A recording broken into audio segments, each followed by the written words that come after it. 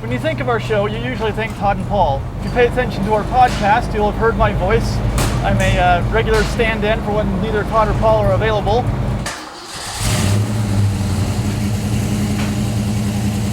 Of the three of us, I'm the classic car nut. We're going to start doing classic cars more often with me as a host.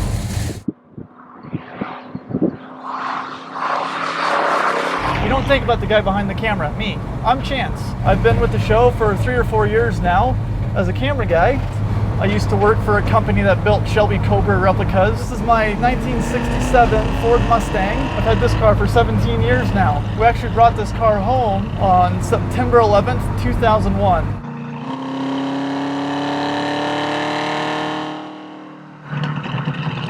We have talked about it up one side and down the other on the podcast. It's been on Instagram a few times. It is very far from stock, as you can see. We also filmed it last season, season 3, for Velocity, alongside a 1968 Mustang that was stock. This car rolled off the assembly line in San Jose, California in 1967. It originally had a 289 and a C4 3-speed automatic transmission. When my dad bought this car, it had a 302 in it that someone else had already started rebuilding. It took a few years, but we finally got it running. It didn't take much, just a carburetor rebuild, spark plugs, plug wires, and it fired right up, amazingly, after 15 years of sitting. I was looking up like Mustang race cars and just different videos I could come across online. And I discovered the Trans Am race cars from the late 60s. And I came across one in particular, Bill Meyer's number 2268 Trans Am car. It just looks awesome. And that's where I'm kind of going with this thing. Ever since then, I decided I want to make this look like an old Trans Am car, but use modern parts. I mean, look, it's primer gray. It's not pretty. It's got dents and dings, and having sat in the desert for so long, all the rubber bushings and everything were shot. Headliner's missing. A lot of the interior trim pieces are gone, but the dash pad is missing. Pieces of the center console are missing. The steering wheel is cracked in several places. But people love it. I can't tell you how many times I get told to leave the car looking just like it is now. Sorry, that's not going to happen. My 2 favorite things I get asked, though, are, oh, I had one just like it. What year is that? Or do you not remember what year yours was? My all-time favorite one was, though, he said he had a Camaro just like it. Okay, buddy. Okay. The original gauges didn't always work. Gas gauge never worked, so I'd run out of gas kind of a lot.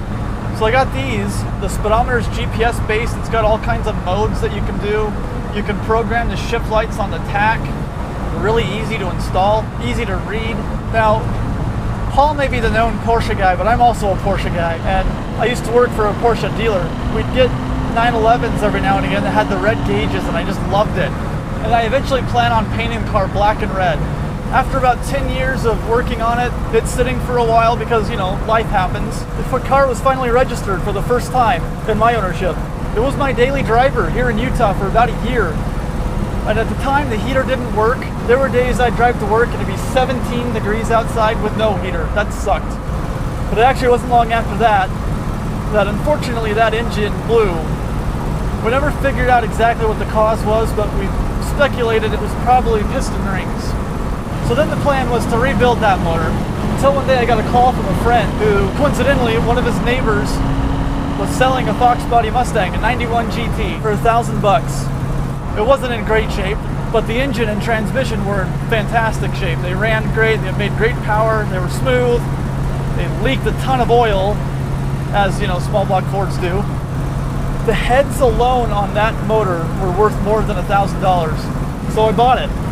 That motor now sits in this car. It's 5.0, same architecture as the 302 that was in it before. So it uses the same motor mounts. The main differences are it's now fuel injected. The firing order is different because of it. It has a roller cam now, aluminum heads, and all the parts on it combined to make about 320 horsepower. The engine swap, I was hoping it would take about 6 months, but as project cars, things don't go according to plan, things break, you have to wait for parts, run out of money for a while. It took about 3 years to complete. One of my biggest holdups was actually the wiring. It's mostly plug and play, but there was a couple little things that needed to be changed. So it took me about a year to decide, okay, I'm done dealing with this, and I bought an aftermarket conversion harness meant just for this swap. Once that arrived, I had the car running in 2 weeks. That was only 3,000 RPM. This car has so much torque, it just pulls. Redline's about 6,200, but with this cam, it kind of dies around 5,500.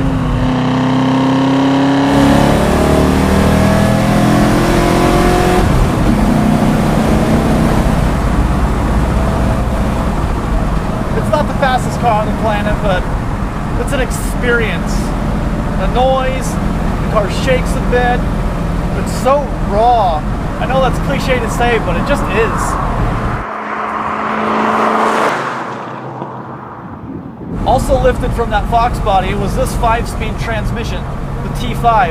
The C4 3-speed automatics, there's such a power drain on these engines.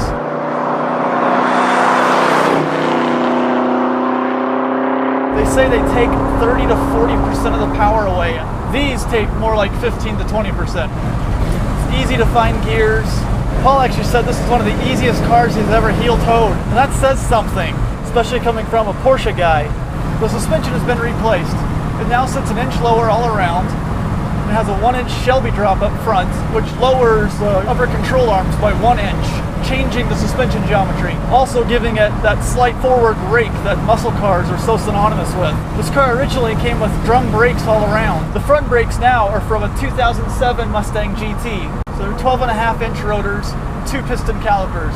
The rear brakes are currently still drums. The rear axle is 8-inch axle with 3/0 gears. The rear springs are also still leaf springs, so it's got a lot of axle hop on launches anyways. And it's an open diff, so one wheel peels, one tire fires for days.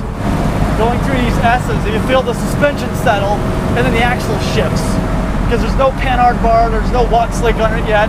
I actually plan on doing a 3-link rear end eventually, but that's like $3.5 grand for the one I want, just in parts.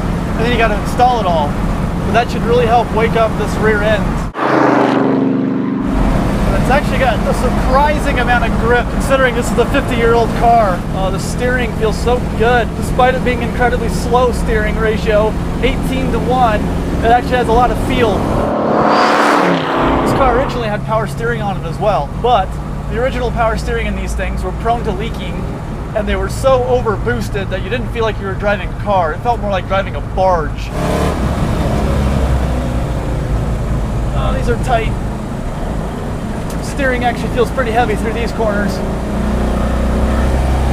No, it's not modern, but it sure puts a smile on your face through these corners. And it really makes you work for it too. Real letdown though are these seats. Believe it or not, these are considered bucket seats. That's what they call them in 67. Buckets. Are you kidding me? Where's the bolsters? There's nothing holding me here. The only thing that holds me in place is myself hanging onto the wheel for dear life. But that's part of the experience. I do plan on changing them out eventually. In fact, if I want to track the car, I have to, because it's not track legal with these lap belts. You don't own a car like this and drive it often because you're a sane person. It's because you have passion. You just love them. Yeah, they break all the time. They leak oil. They're not the fastest things in the world, but they're a timepiece.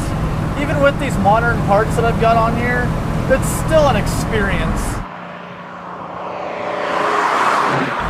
I think everybody needs to drive cars like this when they start learning how to drive.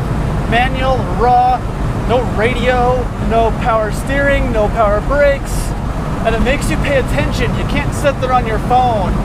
You can't be really talking to people because the car's so loud, and it really teaches you how to drive and how to have a good time. I don't think I'll ever get rid of this car. It means too much to me.